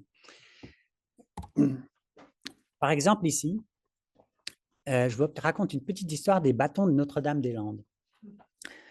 En 2018, là, au moment où on a eu l'enquête sur le PLU, là, le gouvernement a abandonné l'aéroport de Notre-Dame-des-Landes. Et en février, on est allé, une délégation, comme plein d'autres personnes, fêter cet abandon à Notre-Dame-des-Landes. Et on a récupéré à cette occasion des bâtons. Ces bâtons, ils avaient été plantés dans un fossé à Notre-Dame-des-Landes. Il y avait plus de 40 000 bâtons qui avaient été plantés à une période où le projet d'aéroport n'était pas encore abandonné et où les gens qui étaient venus avaient planté ces bâtons en disant « si jamais la police devait revenir pour exproprier, on viendra chercher nos bâtons pour défendre la zone ». Et là, il y avait donc, quand on était sur le terrain, il y avait Geneviève Coiffard, qui est une des figures de la lutte à Notre-Dame-des-Landes, qui nous avait dit « Maintenant que nous, on a gagné, récupérez des bâtons et allez les planter chez vous. Ça vous aidera dans vos luttes. » Et donc, on avait récupéré 2 bâtons qu'on a plantés dans le terrain. Et on voit bien que c'est des bâtons de Notre-Dame-des-Landes. Hein. Je ne sais pas si vous voyez, mais il y a un autocollant. Voilà, ça se remarque, quoi. Et ce qui était intéressant, c'est que lorsqu'on a fait la deuxième fête, vous avez vu, on a construit la girafe, là. Et cette girafe, 2 jours après, elle a disparu. Les services municipaux de la ville, on suppose, ont tout enlevé. La girafe, tous les panneaux qu'on avait mis, il y avait plein de panneaux partout. Ils ont tout enlevé, sauf ces 2 bâtons. C'était assez impressionnant. On n'a pas compris. Au début, on s'est dit, bon, ils ont pas vu, quoi, ils ont raté. Et puis, ça a recommencé. On a installé des nouveaux trucs, ils ont tout enlevé à chaque fois et ils ont laissé les bâtons. Alors, j'ai commencé à me poser des questions à propos de ces bâtons. Je me suis dit, et oui, je me suis dit, pourquoi ils ne les enlèvent pas? Ils les ont bien vus, ce n'est pas possible, je ne les ai pas vus. Donc, soit ils les laissent, première hypothèse, parce qu'ils veulent stigmatiser la lutte. Ils veulent nous traiter de zadistes et comme ça diminuera l'audience de la mobilisation dans le public général. Parce que jusqu'à présent, la mobilisation du Triangle de Gonesse, c'est une lutte très consensuelle dans les médias. Donc, première hypothèse. Deuxième hypothèse, ils ont peur de les enlever. Parce que s'ils les enlèvent, tous les zadistes de France vont débarquer. Troisième hypothèse, bon, ils ne les ont pas vus. Voilà. Alors, ce que j'ai fait, c'est que j'ai demandé à un des militants qui s'occupe du compte Twitter de la mobilisation, je lui ai dit, prends une photo des bâtons et fais un post en disant « Les bâtons de Notre-Dame-des-Landes protègent le triangle de Gonesse ». Et il l'a fait. Et l'idée, c'était de voir la réaction, parce que sur Twitter, il y a une bataille de trolls, hein, les trolls pro-aménagement, qui sont toujours en train de critiquer les actions du triangle du collectif. Et donc, je voulais voir ce que les trolls allaient dire, parce que ça me donnerait une indication. Et en fait, les trolls n'ont rien dit. Rien. C'était étonnant, alors que d'habitude, ils sont prompts à dénoncer. Là, alors, je me suis dit, peut-être qu'ils ont peur après tout. Peut-être qu'ils ne veulent pas. Et alors, j'ai commencé à demander à quelques personnes dans la lutte, qu'est-ce que tu en penses quoi de ces bâtons, toi? Je leur disais. Alors, je me souviens, il y a une fois, on était place de la République, là, il y a Mounir Satouri, qui est un conseiller régional à l'époque. Aujourd'hui, c'est un conseiller européen. Je lui raconte cette histoire, il me dit, oh, ils sont envoûtés. Ouais, ils sont envoûtés. Et il y a quelques personnes comme ça qui me disent, ah, ils sont magiques. Ouais. Alors, j'ai essayé d'explorer cette piste. Je me suis dit, OK, il y a de notre côté, en tout cas, une forme de pensée magique sur le fait que ces bâtons sont des sortes de talismans qui protègent les terres agricoles. Et tant qu'ils sont là, ben, voilà, on est un peu protégé. Mais pourquoi est-ce que les aménageurs auraient aussi une pensée magique? C'est plus difficile à comprendre. Et en fait, en y réfléchissant, je me suis dit, peut-être qu'en fait, ils ont aussi une pensée magique. Cette pensée magique, c'est celle de leur légitimité. C'est-à-dire que d'une certaine manière, ils ont peur, en enlevant ces bâtons, de perdre leur légitimité. C'est-à-dire, quand ils ont enlevé la tour, la girafe, tout ça, en fait, ils l'ont fait en cachette, en catimini. Ils ne voulaient pas qu'on sache que c'est eux qui enlèvent les installations des militants. Ils n'ont pas la morale de leur côté. Et d'une certaine manière, ce que fait la ZAD de Notre-Dame-des-Landes, ça a été bien écrit dans plusieurs papiers, c'est de contester la souveraineté de l'État. Cette idée que l'État peut prendre la décision, a derrière lui une légitimité, celle de Weber dont on parlait tout à l'heure. Et donc, ces bâtons-là, ils sont en fait une contestation directe de la légitimité des aménageurs, du camp des aménageurs, comme je les appelle, à mener leurs travaux, leur bétonisation, comme d'habitude. Et s'ils ne les enlèvent pas, c'est qu'ils ont peur pour leur légitimité. C'est aussi une forme de pensée magique. Mais bon, je pourrais aller plus loin, mais je m'arrête là-dessus. Mais ça a mis la pression, je pense. Une autre façon de mettre la pression, et là il y a du beau monde, vous voyez, une autre façon de mettre la pression, c'était lors de la 3e fête de Gonesse, d'inviter les politiques qui étaient pour beaucoup en campagne pour les européennes à l'époque, pour les faire changer un peu de registre, c'est-à-dire pour leur faire dire que maintenant ils sont non seulement contre EuropaCity, mais aussi contre la gare. Et être contre la gare, c'est une autre paire de manches qu'être contre EuropaCity. Parce que là, comme on le sait, le sens des mots est crucial, hein, et gare, pour beaucoup de gens, ça veut dire écologie. Ça veut dire une gare, c'est vertueux. Et donc, c'est très dur de faire comprendre à des gens qu'une gare, ça peut être une aberration écologique. Et donc là, on avait construit une énorme maquette de la gare du Triangle qu'on devait amener jusqu'à la mairie, mais une averse nous est tombée sur la tête, donc on ne l'a pas fait. Mais juste avant, l'idée, c'était d'inviter tous les politiques qui venaient d'habitude dénoncer EuropaCity pour que cette fois, ils dénoncent la gare. Et ça, c'est une façon de forcer les politiques à passer un peu à une étape supérieure dans leur engagement contre ce que j'appelle la machine de croissance. Hein. Voilà. Et tous, là, dans la ligne que vous voyez, tous n'ont pas dit le mot gare. Intéressant. Une autre façon de monter la pression, c'était de passer à des moyens d'action un petit peu plus offensifs. Là, on avait le début des travaux préparatoires à la gare. Et donc, plusieurs fois, les militants se sont accrochés, là, par exemple, devant la palissade de l'entrée de l'endroit où ils stockaient les engins de chantier pour bloquer les travaux. Donc, premier blocage de travaux. C'est là qu'on a vu arriver dans la convergence un peu l'importance d'un groupe qui s'appelait le groupe Action ou le groupe Urgence, hein, qui a organisé ces actions. Il y a des jeunes, plus jeunes notamment, qui ont pris une place plus importante dans la mobilisation. Une autre façon de mettre la pression, c'est de s'intéresser à d'autres aspects des terres agricoles auxquels on avait peu prêté attention jusqu'à présent. Par exemple, ici, la biodiversité. Et lors d'une visite naturaliste en mai 2019, par exemple, moi, j'ai découvert, mais vraiment de façon effarée, que les haies devant lesquelles je passais chaque fois que j'allais au Triangle étaient en fait des réservoirs de biodiversité absolument fantastiques. Que même les blés industriels que j'avais tendance à regarder d'un œil un peu critique sont des endroits de nichage très importants pour l'alouette des champs, par exemple, ou pour les bergeronnettes printanières. Et ça, c'est une façon de peupler le triangle et de le rendre habité par d'autres motifs de mobilisation qui permettent de toucher, du coup, d'autres publics. Notamment, ça permet aussi de porter ces choses-là au tribunal, mais j'en reparlerai plus tard. Là, on a mené une action très intéressante. On a occupé le hall de la Société du Grand Paris. Alors, la Société du Grand Paris, c'est la société qui construit le métro, la ligne 17, le métro Grand Express. Là.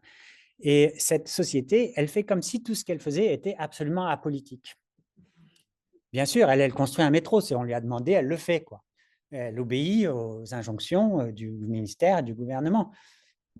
Donc, elle n'aime pas du tout qu'on vienne dans son hall pour politiser son action. Et elle ne veut surtout pas qu'il y ait de la pub autour de l'idée qu'on puisse contester son travail. Ce que vous ne savez peut-être pas, c'est que dans les missions de la Société du Grand Paris, c'est écrit noir sur blanc, si vous allez sur leur site, il y a « limiter l'étalement urbain », par exemple. Alors, quand on sait que la ligne 17, elle est construite en plein terre agricole, on ne voit pas comment elle va limiter l'étalement urbain. Pareil pour la ligne 18 sur le plateau de Saclay. D'accord ? Donc, la Société du Grand Paris, elle est prise dans un certain nombre de contradictions. Là, ce qui était intéressant, c'est qu'on s'est assis par terre, là, et vous voyez le gars avec la chemise blanche, là, c'est Frédéric Brédillot, c'est le vice-président du directoire de la Société du Grand Paris. Le grand gars avec un peu derrière avec la cravate, là, c'est le directeur de la ligne 17. Ces gens-là, ils sont venus écouter toutes les doléances qu'on avait à faire et ont engagé une vraie discussion avec nous jusqu'à ce qu'eux-mêmes finissent par reconnaître que oui, en fait, ils urbanisent et ils contribuent à l'artificialisation des terres. C'était intéressant et c'est une des organisatrices là, qui a organisé cet événement, qui parlait d'un moment de démocratie volée. J'ai trouvé ça très joli, cette idée que dans les bonnes conditions, c'est-à-dire conditions de débat public, hein, eh ben, on est même capable de faire reconnaître aux personnes qui mènent les travaux que ce qu'ils font n'est pas juste. C'est intéressant, hein? Ça met aussi la pression et peut-être que c'est un des espoirs qu'on a eu en sortant de cet événement. Peut-être que ça sème le trouble jusqu'au sein de cette organisation. Hein, parce que là, on est dans le hall d'entrée, on est arrivé à l'heure où tout le monde venait au travail, tout le monde nous a vus. Hein. Une autre façon de mettre la pression, c'est les marches. On a fait tellement de marches que je ne les compte plus. Mais là, je vous en montre une qui était la marche de Gonesse à Matignon qu'on a menée en 2019 sur 2 jours en partant de Gonesse. Et cette marche, elle a permis de sceller un certain nombre d'alliances. Ça qui est intéressant. Par exemple, ici, vous nous voyez à la Cité de la Maladrerie, où leur jardin était menacé par un puits d'aération de la ligne 15 du Grand Paris Express. Et donc, on avait finalement, on s'est rendu compte, comme opposant en commun la Société du Grand Paris. Le deuxième jour, ah oui, on avait aussi des artistes. Bon, j'en parle pas, mais on pourra en parler si vous voulez. Deuxième jour, on était dans Paris et on est arrivé pas très loin de Matignon, c'est ce qui était notre but. Et là, notre question, la question qui travaillait un peu tout le monde dans l'organisation, c'était combien sommes-nous?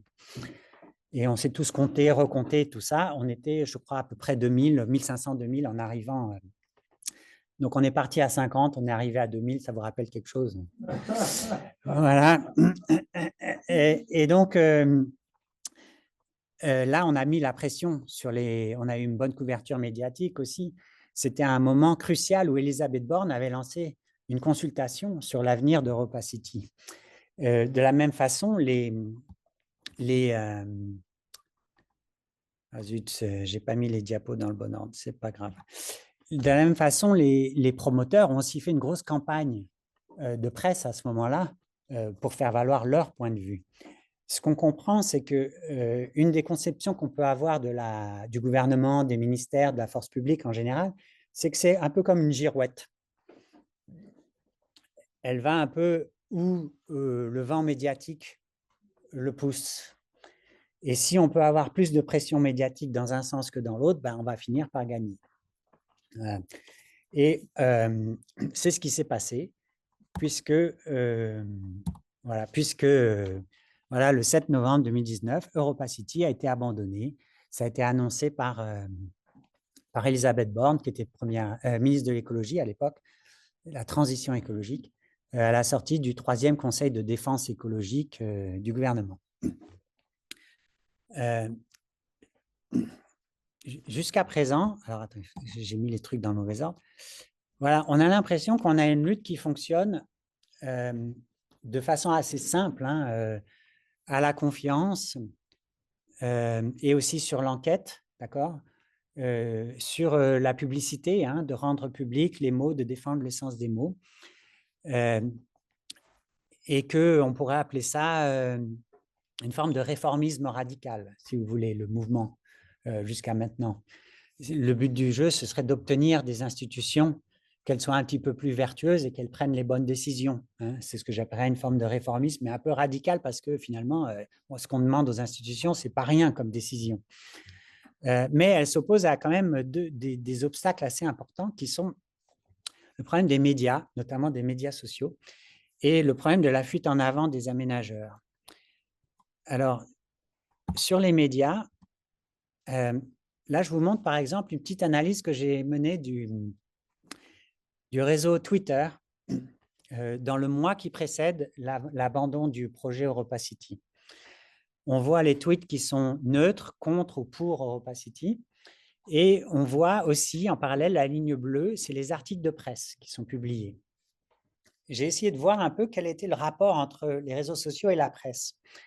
Et ce que je vois, c'est que les articles de presse suivent assez bien la mobilisation. Ils suivent aussi les contre-mobilisations. Vous voyez, la campagne de presse, manifestation des pro-EuropaCity, même si sur Twitter, ça prend un peu moins, que Twitter suit moins la presse que l'inverse, hein, on a l'impression. Mais surtout, ce qu'on voit dans ce graphique, c'est que même au plus haut, c'est-à-dire au moment de l'abandon d'EuropaCity, vous voyez, il y a eu le jour de l'abandon, à peu près 6000 tweets et une soixantaine d'articles de journaux, ce qui est quand même pas mal. Mais c'est jamais grand-chose pour un réseau comme Twitter. C'est-à-dire que vous avez, je ne sais pas quelle star du showbiz qui poste un truc, ça fait tout de suite 25 000 réponses. Et donc, jamais, en fait, on arrive dans les réseaux militants vraiment à dépasser ce que David Chavalarias appelle une bulle de filtre. C'est cette idée que, en fait, dans les réseaux sociaux, les algorithmes de sélection sont très pernicieux, en fait, et ils contribuent à ne faire voir aux gens que ce qu'ils veulent voir, et donc à ne diffuser les messages militants qu'aux gens qui sont déjà militants, et inversement. Et donc, ça, c'est un des obstacles à cette théorie, ou cette pratique, j'allais dire, de la publicisation, hein, qui est que, quand même, les médias, eh ben, on n'en fait pas tout à fait ce qu'on veut. Bon, là, je passe. Deuxième problème, c'est que les aménageurs, eux, ils sont assez insensibles, finalement. Le gouvernement est un peu sensible, il peut prendre quelques décisions, mais les aménageurs, eux, ils continuent leurs travaux. Et là, vous voyez le calendrier de la ligne du Grand Paris Express et de la ligne 17 en haut à droite, qui a été un peu décalé à cause des problèmes divers et variés, notamment la mobilisation, mais aussi d'autres causes, mais qui continue comme si EuropaCity n'avait pas été abandonné. Et d'ailleurs, dans la déclaration de Elisabeth Borne, elle avait dit EuropaCity, c'était une bêtise, on ne veut plus rester au siècle dernier dans des projets dépassés. Elle avait dit quelque chose comme ça. Il faut sauver les terres agricoles, mais il faut aussi le développement économique et on va garder la gare en plein champ. Elle n'a pas dit en plein champ, elle a dit on va garder la gare de la ligne 17. Or, cette ligne 17, comme Jacqueline qui est là l'a bien montré, elle ne sert pas à grand-chose. Cette ligne 17, en fait, dans les études qu'on a vues, la moitié du trafic prévu pour la ligne 17 était prévu pour EuropaCity. EuropaCity nous disait, nous attendons 31 millions de visiteurs, dont la moitié viendrait en transport en commun. Euro Disney, non, c'est comment ça s'appelle aujourd'hui, Disneyland Paris, voilà. Disneyland Paris, c'est combien? 16 millions de visiteurs. Donc, en fait, ils disaient attendre le double de Disneyland, dont la moitié donc, viendrait en métro. C'était ça qui faisait la ligne de métro, en fait, dans leurs prévisions, même si c'était des prévisions un peu fantaisistes. Et donc, aujourd'hui, qu'il n'y a plus d'EuropaCity, cette ligne, bah, elle a plus grande utilité. Sauf que dire ça, aujourd'hui, ce n'est pas facile. C'est bien plus difficile que de contrer l'image de marque d'EuropaCity. Vous voyez, le marketing expérientiel, ça dépendait de sa réputation. La ligne de métro, elle n'a pas de réputation à défendre. Donc, il fallait passer à un nouveau régime d'action. Ce nouveau régime d'action, c'est là que finalement, je pense que ça va devenir plus intéressant pour la discussion, c'est qu'il s'appuie sur un certain nombre de choses. Je vais vous les détailler. La première chose, c'est à la 4e fête de Gonesse, on a détruit collectivement la maquette de la gare, une forme de violence symbolique sur cette gare qu'on ne voulait pas, qu'on a rendue publique et qui a été reprise notamment par Le Parisien et quelques autres médias pour dire, voilà, on ne va pas se laisser faire. Comment ça s'est traduit plus tard? Une des premières actions très importantes, ça a été le serment du triangle. Le serment du triangle, c'était à l'hiver 2020, donc juste après l'abandon d'EuropaCity, quand on a vu que les travaux, non, 2021, oui, parce que pendant un an, les travaux étaient annulés grâce à un recours, mais je vous en parlerai après. Donc pendant un an, on était tranquille, et puis là, ils ont gagné, et ils ont dit, on va reprendre les travaux de la gare. On dit, oh là, ça ne va pas. Qu'est-ce qu'on peut faire? Et c'est toi, Alice, je crois, qui a eu l'idée du serment du triangle, qui est une idée que je trouve très intéressante. C'était l'idée de déclarer ces terres agricoles un patrimoine commun et d'en prêter le serment de les défendre puisqu'elles sont notre patrimoine. Ce qui est intéressant là-dedans, c'est de constituer une certaine forme de juridicité, je ne sais pas si vous entendez ce mot-là, c'est-à-dire une forme de droit, d'accord, d'instituer du droit, mais qui n'est pas un droit positif, au sens qui n'existe pas dans la loi, même si on a cité l'article L110.1 du Code de l'environnement, ici, qui parle de patrimoine commun de la nation. Mais de donner une forme de juridicité à ce droit, qui est une juridicité publique. C'est-à-dire de construire un droit coutumier public qui soit supérieur au droit positif. Voilà. Et ce jour-là, c'était un événement assez extraordinaire, puisqu'on était... on a eu très peu de préparation pour cet événement et finalement, on était 500 dans la boue et il faisait, je ne sais pas combien, une température très froide. Plus de 700 serments signés. Et voilà, et plus de 700 serments ont été signés ce jour-là. Et donc, les gens s'engageaient, vous voyez, je me déclare responsable du vivant qui les habite, je m'engage à protéger contre toute tentative d'artificialisation et de destruction, quelle qu'elle soit. Évidemment, il y a un clin d'œil au serment du jeu de paume, qui, comme a précédé lors de la Révolution française, je ne sais pas si vous vous rappelez, donc l'institution d'une nouvelle constitution, notamment l'idée que le... Ah bon, enfin, pareil, c'est l'histoire de France, mais bref. Donc, il y avait quelque chose d'instituant, mais c'est une institution symbolique, d'accord, vous êtes d'accord, mais quand même qui est assez forte. Mais 15 jours plus tard, qu'est-ce qu'on fait? La première ZAD du triangle de Gonesse, c'est-à-dire une occupation illégale d'un terrain là, qui bloque les travaux de la gare à venir, et donc qui est juste là, sur une carte ici publiée dans Reporter, qui prend une forme bricolée ici, mais qui est une ZAD très intéressante parce que cette occupation qui dure seulement 17 jours avant d'être évacuée par la gendarmerie, en fait est une ZAD qui est dès le premier jour, entièrement public. c'est un peu paradoxal pour une ZAD, hein, parce que les ZAD, même si elles ont des dimensions publiques évidentes, il y a toujours une dimension de secret assez importante. En tout cas, dans les premiers... Bon, il y a vous savez qu'à la ZAD, à la ZAD de Gonesse, il y a eu différents types de militants qui se sont retrouvés. Il y a les militants du collectif, qui sont des gens qui ont l'habitude de tout faire publiquement, comme on l'a vu jusqu'à maintenant. Mais il y a aussi des gens qui sont venus des réseaux de squat ou des ZAD plutôt autonomes, qui sont des gens qui ont une pensée très méfiante de la publicité, des institutions, tout ça.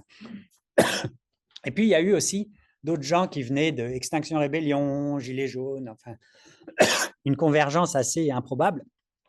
Mais tous ces gens-là ont accepté, finalement, avec des tractations qu'il y a eu, hein, que je raconte dans un article là, dans Politics, ont accepté de garder la publicité de cette ZAD. C'est-à-dire que tous les journalistes étaient là en permanence, que, en gros, il n'y avait rien à cacher dans cette occupation.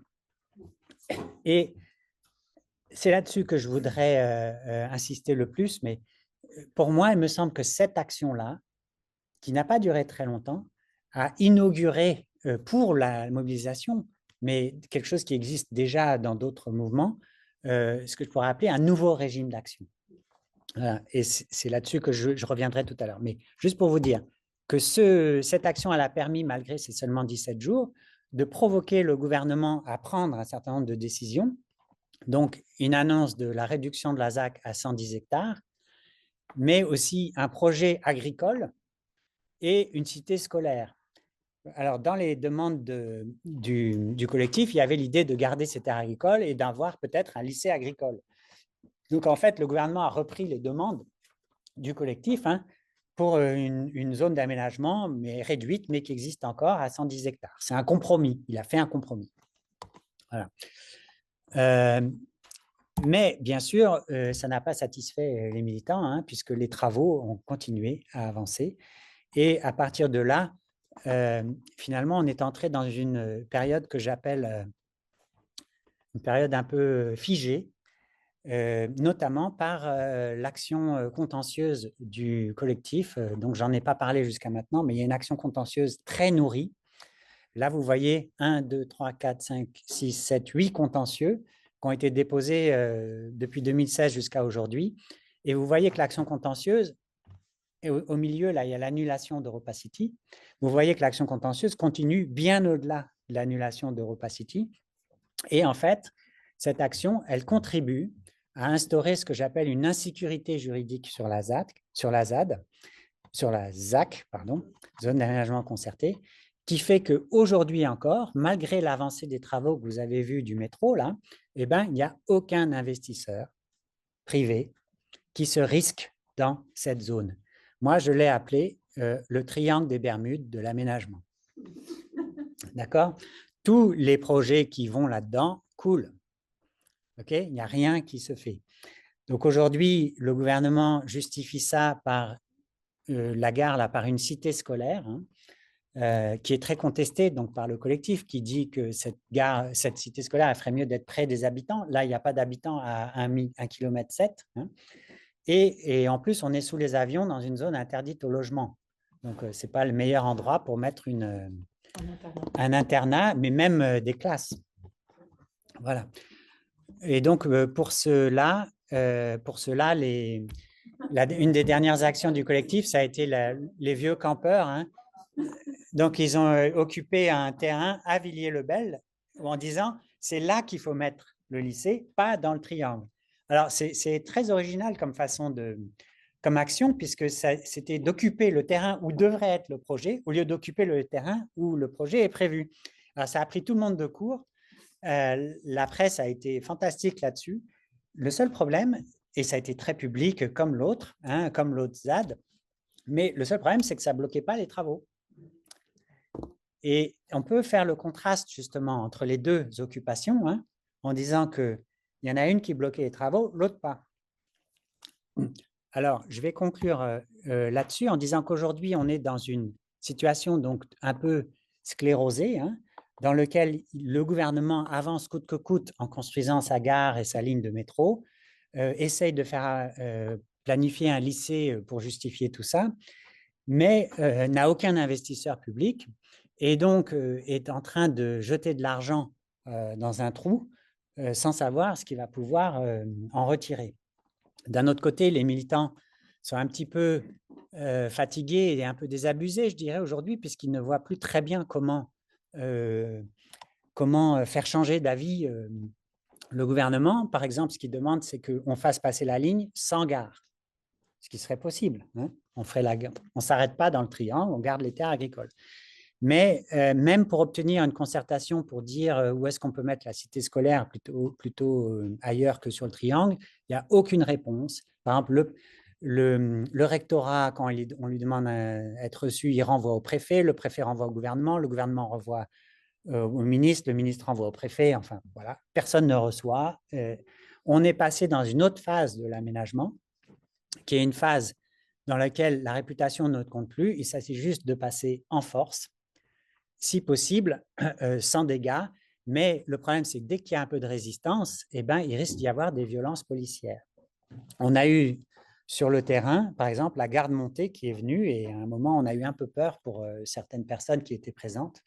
Il y a un des militants qui est poursuivi au tribunal pénal aujourd'hui pour, je ne sais plus pour quel outrage, voilà, parce qu'il a essayé d'empêcher cette garde montée de mener une action. Donc, vous voyez que… De charger, oui. Et donc, en fait, vous voyez qu'entre l'abandon de Europa City et aujourd'hui, là, et la montée en action, la montée en régime, j'allais dire, des actions, on fait face à un clan aménageur qui n'est plus du tout sur la même longueur d'onde qu'avant, qui aujourd'hui est dans une fin de non-recevoir. Hein. Il n'y a plus de dialogue possible. On ne peut plus défendre le sens des mots. Il n'y a plus de dialogue. Et la seule chose qui se passe, c'est le passage en force. Alors, maintenant, j'aimerais conclure sur l'idée qu'il se passe quelque chose en ce moment dans le mouvement social environnementaliste avec les soulèvements de la terre, avec le mouvement contre l'autoroute A69 et les bassines.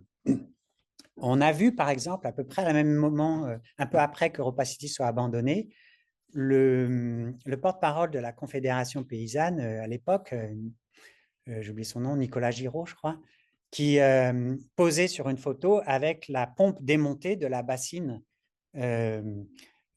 sabotée de Sainte-Soline.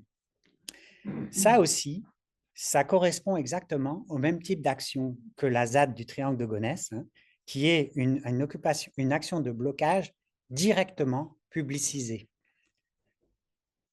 C'est intéressant de considérer ça parce qu'il me semble qu'il y a quelque chose qui est en train de se passer aujourd'hui, qui est une idée que l'action directe, d'un côté, qu'on pourrait qualifier de désobéissance civile, mais d'une façon un peu particulière, notamment, si on veut, on pourra discuter la distinction que fait Silvio Litro hein, de la désobéissance civile, mais on est dans une forme particulière de désobéissance civile, donc l'action directe, mais d'un autre côté, l'enquête et la publicisation. D'accord ? C'est-à-dire qu'il faut les deux. Le mouvement social aujourd'hui, par exemple celui de l'autoroute 69, s'appuie sur ces deux branches. C'est-à-dire qu'il mène l'enquête, il la publicise, il essaye de recruter dans les institutions, partout où c'est possible, des alliés, hein, comme le commissaire, par exemple, aux droits de l'homme des Nations Unies, des gens comme ça. Et en même temps, il bloque. Mais ce qu'il faut voir, c'est que la légitimation obtenue de ces blocages est obtenue grâce à l'enquête, grâce au dire du commissaire des Nations Unies, grâce à ce genre d'intervention. Ce qu'on doit comprendre, c'est qu'on est dans un mouvement social qui utilise des mouvements plus radicaux de blocage, mais qui les utilise en se donnant des garde-fous publics. C'est important ça. C'est-à-dire que par rapport à la désobéissance civile, par exemple, telle qu'elle a été théorisée par Thoreau aux États-Unis, hein, on est dans des justifications d'ordre philosophique ou moraux, mais qui n'ont pas besoin d'être justifiées. En l'occurrence, c'est plus ça. On n'a plus ces grands principes moraux, tout ça. Tout ça, c'est parti par la fenêtre. Ils existent encore, hein, mais ce n'est pas ça le plus important. Ce qui est important, c'est d'avoir mené une enquête qui prouve au public qui veut bien l'entendre que l'action de blocage que l'on est en train de mener est la meilleure des choses à faire. Est-ce que vous entendez ce que je suis en train de vous dire? C'est très important. Qu'est-ce que ça veut dire? Ça veut dire qu'on est en train, dans ces mouvements sociaux, d'instituer une juridicité supérieure au droit positif. D'accord? Et les tribunaux, tels qu'on les a vus fonctionner, notamment dans le contentieux que je vous ai exposé, en fait, leurs décisions, parfois elles sont favorables au mouvement environnementaliste, notamment en première instance, au TA, mais la plupart du temps, elles sont défavorables en cour d'appel ou en Conseil d'État. Et on voit bien les justifications qui sont utilisées par les cours, par les formations, dans les jugements.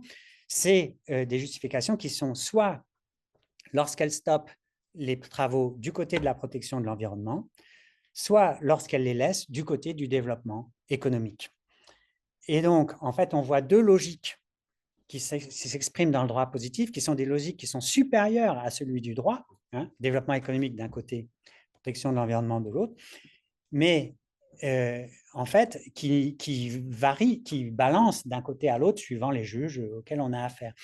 Et donc, ce qu'est en train de faire le mouvement, c'est qu'il est en train de donner une supériorité morale et politique à un certain nombre de normes, donc la protection de l'habitabilité, par exemple, des terrains, le non-sacrifice des ressources, comme des normes supérieures au droit positif.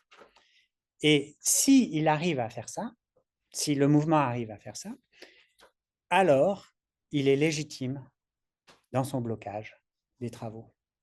Alors, c'est très différent, par exemple, des actions de blocage que des actions, par exemple, de jeter de la soupe sur la Joconde. D'accord? Vous voyez ce que je veux dire? Qui a aussi été qualifié de désobéissance civile. Lorsqu'on jette de la soupe sur la Joconde, on n'empêche rien. On travaille sur quelque chose qui est de l'ordre du scandale. D'accord? Dans la sociologie du scandale, en fait, le scandale, je ne sais pas si vous connaissez les travaux de l'anthropologie du scandale. Dans un scandale, le scandale éclabousse tout le monde. Autant les gens qui jettent de la soupe que l'institution du musée, que Total, qui on veut. D'accord? Mais personne n'en sort grandi. Là, on n'est pas dans le scandale. On est dans la recherche de l'indignation, qui n'est pas la même chose. Et l'indignation, c'est l'appel à un sentiment moral rationnel. D'accord? Ce n'est pas l'appel à une scandalisation. C'est l'appel à une réflexion. D'accord? Et alors aujourd'hui, ce qui est intéressant, c'est que le gouvernement a facilement tendance à comparer les mouvements, par exemple, de démontage d'une bassine à une forme d'écoterrorisme, alors qu'il ne le fait pas, par exemple, pour la FNSEA qui balance, qui fait exploser même la maison de l'environnement, je ne sais plus où, là, dans l'Aude, alors que c'est des... On pourrait dire, pourquoi ce deux poids, deux mesures, mais il faut qu'on soit capable, nous, de distinguer entre ces actions. Il faut qu'on ait un compas à la fois scientifique et moral pour voir quelles sont les actions qui sont légitimes. Ce qu'on voit là, à la suite de ce travail ethnographique, je trouve, c'est que on a l'émergence d'un régime d'action qui se donne les limites écologiques de son régime d'action. C'est pour ça que je parle d'une idée de démocratie écologique radicale. Quand je veux dire écologique, ce n'est pas au sens de l'environnement, je vais vous expliquer. C'est écologique au sens où c'est quand on a réussi à constituer un public qui donne une certaine forme de supériorité morale sur le débat, et donc c'est ça l'écologie de la mobilisation, qu'on peut justifier les actions qu'on mène. C'est pour ça que c'est écologique. Dewey dit le public, c'est l'ensemble des personnes qui sont directement et indirectement concernées par une cause. Et donc, lorsqu'on arrive à constituer un public qui est convaincu par les arguments et l'enquête qu'on a menée, eh ben, on peut se donner les moyens de mener les actions que l'enquête justifie, mais pas d'autres. Par exemple, l'enquête ne dit pas, l'enquête dit il faut arrêter de construire la gare de la N17, par exemple. L'enquête ne dit pas il faut attaquer les ouvriers de la N17. Vous voyez, c'est pas tout à fait la même chose. C'est ça qu'il y a un compas, il y a un compas moral. dans l'idée de l'enquête, en fait. D'accord? Et de la publicisation. Voilà. C'est pour ça que je trouve ça intéressant parce que ça donne une force importante au mouvement, là, par exemple sur l'autoroute en ce moment, hein, qui est une force morale et politique qui est difficilement arrêtable aujourd'hui par les institutions. Mais ça fait quelque chose de plus, et c'est ça qui est intéressant aussi. Et Eric Olin Wright parle dans son travail sur les utopies réelles, il parle du changement interstitiel des institutions. C'est cette idée que, en fait, on est aussi en train, quand on fait ça, de délégitimer